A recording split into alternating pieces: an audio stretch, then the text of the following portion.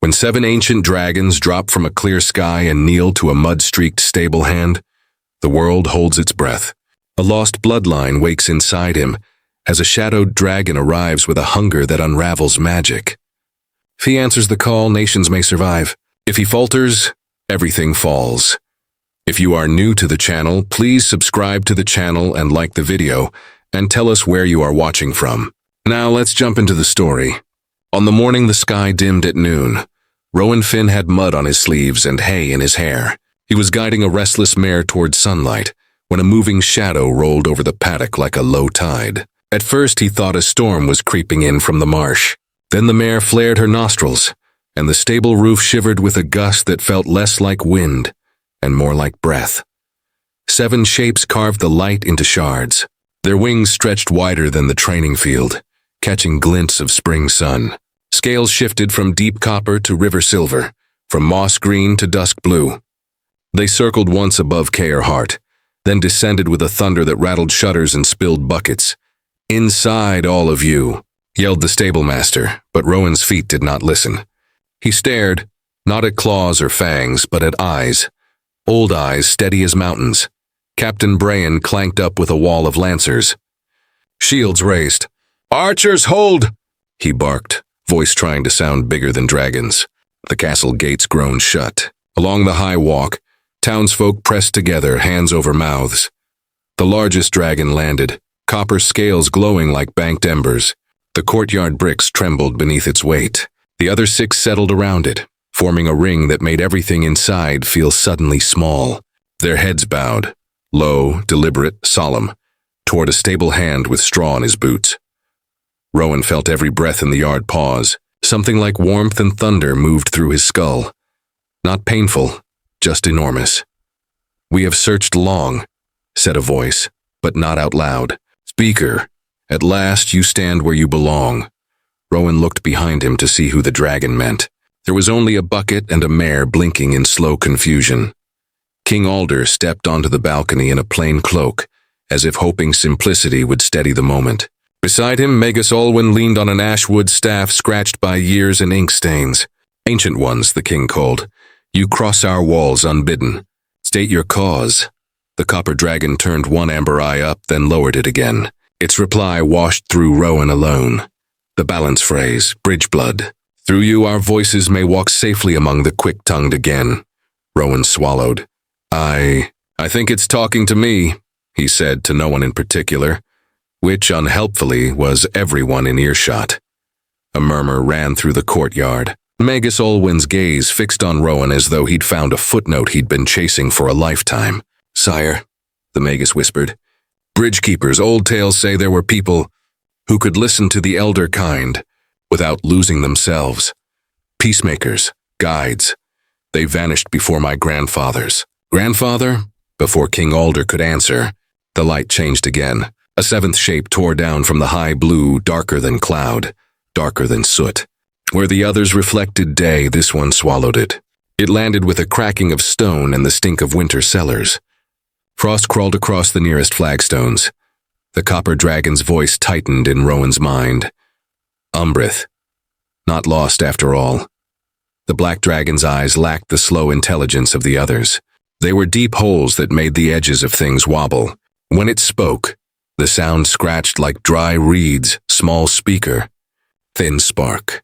Easy to snuff, embarrass. The copper stepped forward, curling his body between Rowan and the shadowed intruder. The other dragons held back, wings half unfurled, as if even their nearness risked some stain. Captain Brayan's jaw bunched. "Archers," he began. "Hold," said the king, palm raised. But it was not restraint that stilled the arrows. It was the feeling that the courtyard had grown fragile, like a pond skin in early winter. "What are you?" Rowan asked, barely more than a breath. Hunger between places, the reply came. Not from the black dragon, but through it. "Falling on worlds like yours has taught me patience." Tamsin Dell, Falconer's daughter with a braid always escaping its own knot, slipped to Rowan's side as if she'd simply arrived to feed the doves. "You're shaking," she said softly. "I don't know how to stop," he said, and realized his knees were doing a quick dance all by themselves. Magus Olwyn's staff hummed faintly. "Sire, if the copper shields the boy, It may be because touch spreads this rot, he said. The others keep their distance. The black dragon's lip curled, showing teeth like old ice. It darted. Emberus met it, copper meeting night. When they struck, the air rang like iron. Frost flashed across Emberus's neck where Umbrith's jaws grazed scale. The copper roared. Not anger, more like warning. Rowan felt something, the thinnest strand, run from his chest toward Emberus, like a thread tugging through cloth. He grabbed it with his mind without knowing how. Hold, he whispered, not with his mouth. The copper steadied. The shadow fell back, surprised. Magus Olwen's eyes widened at Rowan as if he'd just seen a door in a wall. He'd walked by for years. You felt him, didn't you? Rowan nodded, barely. On the balcony, the king looked from dragons to boy to sky. The story of Caer Hart had changed in a single breath, and everyone could tell, and the day's strangest thing hadn't happened yet. Rowan woke to a ceiling he had never seen, carved with vines and stars. The sheets felt like rainwater and the air smelled faintly of lemon balm. When he sat up, the room tilted. Healer Mira slid in, light on her feet, and propped extra pillows behind him. You drained yourself, she said, tone halfway between kindness and scold. Whatever you reached for reached back. Tamsin peeked around the door with a grin that tried too hard to be normal. Hey, you missed the chaos. The doves wrote poetry about it. Rowan tried to smile and found the muscles for it. Is the copper, Emberus? Is he all right? Still the color of sunset, Tamsin said, and still bossy. He says you must drink this. She lifted a mug that steamed honesty and herbs. Magus Olwen arrived with a satchel stuffed with folded maps and a book thick enough to doorstop a siege. If you can manage it, he said. I have answers and likely more questions than we had when we started. He set the book on a stool as if putting down a sleeping cat. Rowan, who brought you to the stables as an infant. Rowan's mouth felt dry again. A woman who said she owed my mother a promise. She left a woven charm with me. It was shaped like a crescent with 3 threads. Olwen's brows climbed. Bridge mark. I feared as much and hoped as much. He told a story, but gently. Long before Caer Hart stood, some could hear dragons as more than roars. They were called bridge keepers. They helped settle quarrels that would have turned valleys to ash and rivers to steam. When the world grew loud with rivalries of kings and mages, the bridges fell silent. Some say they were hunted. Some say they hid. The mark faded into legend. You're telling me I'm supposed to be one of them, Rowan said, tasting how strange the words felt. You are telling us by existing, Olwen replied. And the dragons confirmed it by bowing. Rowan rubbed the heel of his hand over his eyes. The room did not change. What about the black one? Olwen's fingers drifted to the book's cracked spine. Umbrith is not a who, not quite. The shape is dragon, but the mind is leaned on by something that lives between. It eats bright things. Magic is a feast. Healer Mira checked the bandage at Rowan's collarbone where a cold bruise still traced finger-like marks. You tried to steady Emberus, she said. Your pulse told me you reached far, farther than a person should reach alone. Tamsin settled on the floor, back against the wall, as if making herself a hinge to keep the room in place. Can he learn to reach safer? Yes, Olwen said. If there is time. There was not bells struck, but wrong, 3 short, 2 long, the pattern for fire and flight. Tamsin was up before the second long note faded. You are not leaving this bed, Mira said to Rowan, who was already putting one leg on the floor. I am, he said, but slowly. They reached the eastern terrace where the sky was too busy. 3 dragons wheeled above the walls, shedding frost as they flew. Below, Umbrith prowled along the outer moat, every step cracking earth. Where its breath touched ivy, the leaves gave up their green and went quiet. Emberus dropped to the terrace, placing his massive head level with Rowan's chest. The heat off his scales warmed Rowan's cold hands. Emberus's thoughts folded into Rowan's like a shawl. You feel the thread, little bridge. Follow it back, not to me, but through me. Rowan closed his eyes and set his mind like a hand on a rope. The connection steadied him. It carried not only Emberus's presence, but a memory cracked with age. A woman with wind-knotted hair standing before a dragon whose eyes were kind. The woman raised her palm and spoke no words at all, and peace sat down between them like a third friend. Umbrith's gaze slid toward the terrace, drawn by whatever Rowan was learning to hold. It lunged. Embarrass met it again, and Silver Salunia streaked down to rake the black scales with a sound like rain on slate. Where her claws scratched, slivers of darkness flaked away to reveal a lighter sheen beneath, as if a truer skin waited under the shadow. "There's a way to peel it back," Rowan said, as much to himself as to anyone. "Not by fighting the bite, but by speaking to what's underneath." To the dragon trapped inside, Alwyn guessed. Rowan stepped forward until Healer Mira hissed his name. Then Tamsin caught his sleeve without stopping him. He lifted his hand, not touching, only holding it near, and let the thread widen. Light rose from his palm, a small light like a candle in a draught, but when it touched Umbrith's muzzle, the black recoiled as if the light stung. A voice not Umbrith's broke through. Thin and tired. "Help, I hear him," Rowan whispered. "Someone old, someone good." Embrith pressed forward, lending weight. Salunea sang a single pure note that climbed and did not crack. The night skin cracked. Beneath, a ripple of pale scales showed and then faded again as the shadow reknit. "It will take more than one voice," Alwyn said, grim. "And more than one try. Then we try again," Rowan said, and did. The second push took everything, and a little extra he did not have.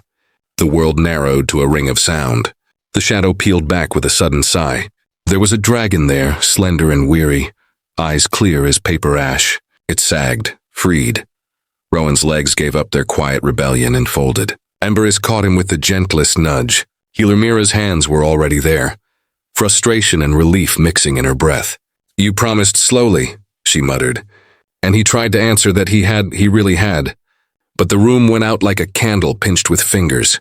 3 dawns later, Rowan stood on the high tower, wrapped in a cloak that had once belonged to a counselor, who spoke in riddles and ate apples with a knife. The world looked calmer from up here than it felt. The dragons traced lazy arcs over the river, as if painting quiet on the water. Tamsin joined him, carrying 2 cups of bitter tea. "You look less like a ghost today," she said. "That's because the ghosts are busy," he said, then wished he hadn't. She bumped his shoulder. Dark joke, tax paid. Magus Olwyn arrived with news that did not need words. Behind him, a runner panted. "North Ridges!" The watch sees a smear in the air, things falling out of it. Voidborn, embarrassed, named them in Rowan's mind. Tattered pieces from other stolen places. On the outer fields, villagers were already streaming toward the walls. Mothers with baskets, old men with sticks they called staffs, children with eyes wider than they had names for. Captain Brayan marshaled defenders while Ranger Calder led a knot of townsfolk who every winter hunted boar, and now would hunt what should not exist. The smear on the sky fattened, pulsing like a wound that refused stitching. Shapes slithered and dropped. Some ran on too many legs. Some flowed with no legs at all. When they touched wood, the wood sagged gray. When they touched stone, the stone remembered being sand. "Fire," Calder said, "and distance." His voice was calm the way a river is calm even when it carries you faster than you want to go. Dragons rose. Embarrass, Salunea, Galleon, and 3 others. Storm Pale, Rust Gold, and a narrow blue, who almost disappeared when the light bent. They poured heat and light, wind and sound. Voidborn came apart like cobweb, but there were always more strands. "They learn," Alwyn muttered as one creature dodged a second blast it could not have seen coming. "They adapt. They are the worst kind of student." Rowan reached for Embarrass, then for Salunia, then for Galleon. He tried something he had not tried on purpose, holding more than one thread at once. It was like juggling water. It sloshed. It slipped. Then his mind found a cup for it. A bowl made of breath and focus. 3 perspectives layered. Heat, cool, salt and pine, and the world sharpened. He could see the lines magic made across the land. Bright currents, thin eddies, deep wells. The Voidborn were not just things. They were holes drinking from those lines. He followed back along a draining current to a place in the north where the light bent wrong.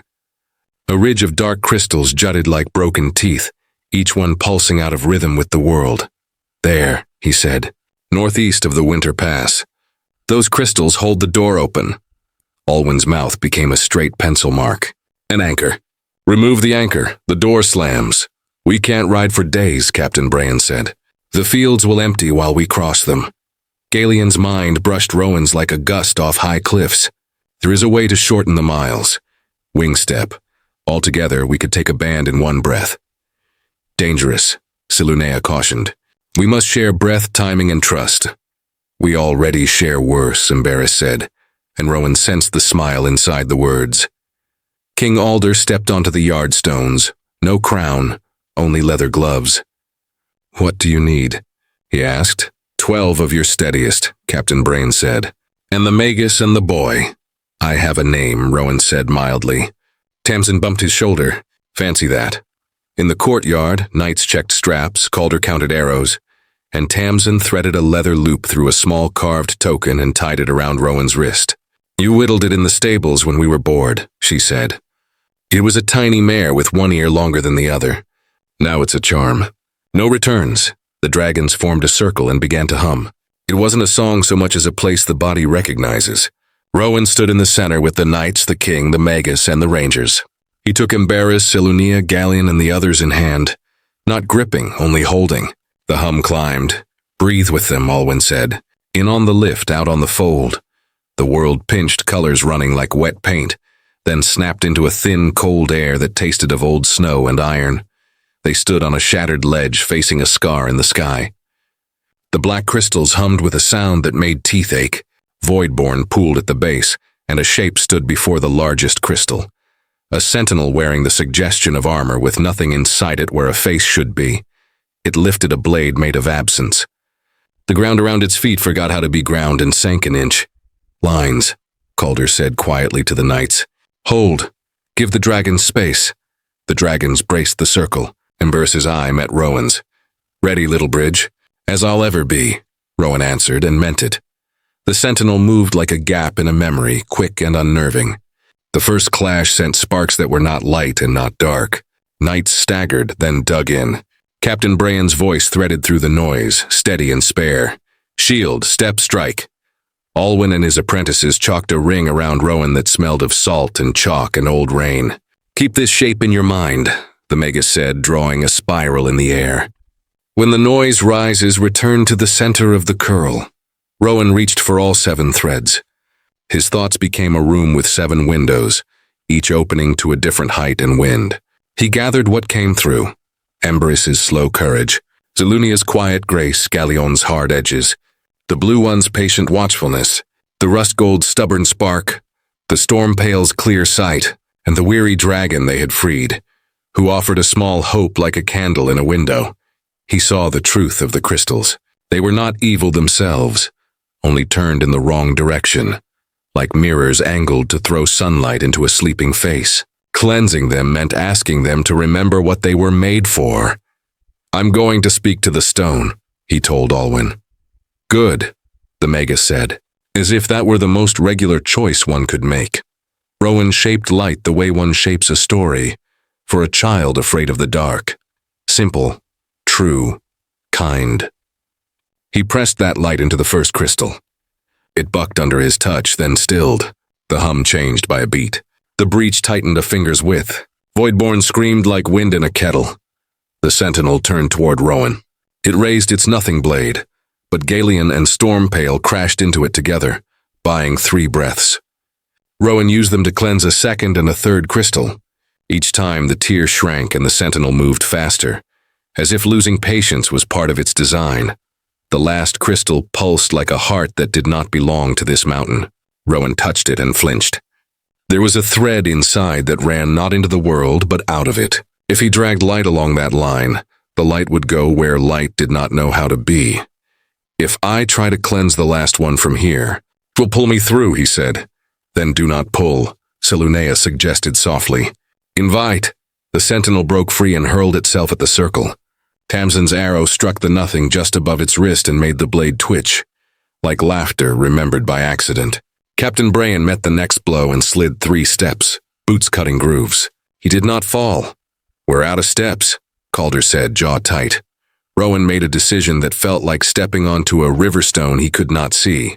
I will take its stain into me first, he said, and you will pour everything you have into holding me together. Alwyn opened his mouth to say no. Then he looked at Rowan the way one looks at someone who is already chosen. We will not let go, he said instead. Rowan wrapped his fingers around the last crystal. not touching it in the world, but gripping it in the place where minds meet patterns. He opened a door in himself and invited the wrongness in, as if inviting a storm to sit at a table. It hurt in a way that did not have edges. Cold crawled up his arms and wrote unfamiliar letters behind his eyes. "Now," he said, though no sound came out. 7 dragons answered. They did not blast or burn. They breathed presence. Emberus gave him warmth that was not heat. Silunia gave him calm that was not sleep. Gallon gave him grit that was not stone. The others added watchful patience, stubborn spark, clear sight, and that small hope in the window. Alwyn wove the human part. Discipline, practice, compassion learned in small rooms. Apprentices braced him with steady hands, shaking on purpose so they wouldn't shake by accident. And then there was Tamsin. Her voice did not arrive through grand magic. Came along a simpler path. The years she and Rowan had shared cleaning harnesses in winter, laughing at jokes that were not good, carrying each other's baskets when the handles bit. "Stay," she said. "Stay and be yourself." The darkness inside Rowan met something it could not swallow because it had no taste for it. A life lived in ordinary courage. The stain loosened. The last crystal remembered the river it once sang with. The breach shuddered and crumpled like a tent cut free of its poles. The sentinel reached for Rowan and found only air, then folded into the same air and was gone. The mountain went quiet in a way mountains prefer. Rowan lay flat on the rock, the world a collection of necessary details. Breath, heartbeat, the scrape of stone beneath his palm, the tiny mare charm warm against his wrist. Emberus's vast face edged into view, upside down. "You did it," said the copper, not with triumph, but with relief so deep it made Rowan's eyes sting. "Did we lose many?" Rowan asked, voice small, because small was all he had. "We lost some," Captain Brayan said, kneeling, helm crooked, hair damp with sweat. "And we saved many, and we will bring our people home." King Alder stood with his hands folded, eyes damp and unashamed. "This day will be told for a long time," he said. "But tell it plain so it stays true." 2 weeks later, Kaer Hart breathed easier. Fields were resown, walls were mended, names were spoken at dusk and answered by the quiet we make for love. Rowan stood on the tower with Tamsin. 5 dragons circled above. 2 had already flown east, old paths to wake. "Do you have to go?" Tamsin asked, not hiding the wish that he wouldn't. "Not forever," he said. "But the world is wide and some fires need tending before they're even flames." "Then take this again," she said, retying the tiny mare so the long ear faced the sky. "Come back with stories, and come back in one piece." Emberus landed with the softness of a promise. "Ready, little bridge?" "Ready," Rowan said, climbing to the warm place between scales that felt strangely like home as they rose. The castle shrank to a toy, the town to a quilt, the river to a line someone had drawn, and then loved too much to erase. Rowan did not feel larger than it. He felt held by it. The dragons had bowed once, and he finally understood what for. Not for a crown he did not wear. Not for a title he did not want. They bowed to the ordinary bravery that keeps hands steady and hearts open. In work no one applauds. That was the bridge the world needed. The horizon opened like a book in a language he was only beginning to read. Rowan smiled into the wind. "Lead on," he said, and somewhere far below, in a stable that smelled of hay and sunlight, a boy's first carving of a crooked-eared mare waited on a peg, reminding anyone who touched it that quiet courage is louder than fear when you keep choosing it. The sky kept going, so did they, and somewhere ahead, new roosts, new friends, and an unbroken promise were already making space.